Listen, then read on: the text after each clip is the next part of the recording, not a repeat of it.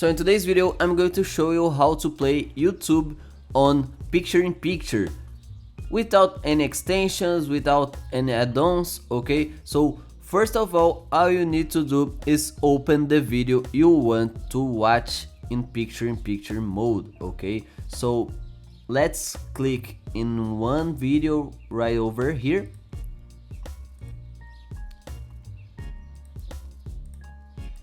After that, what you need to do is right click on the video, and after that you can click again with your right click. Now all you need to do is select this option, picture in picture, okay? And the video will start playing in picture mode. You can switch apps, okay?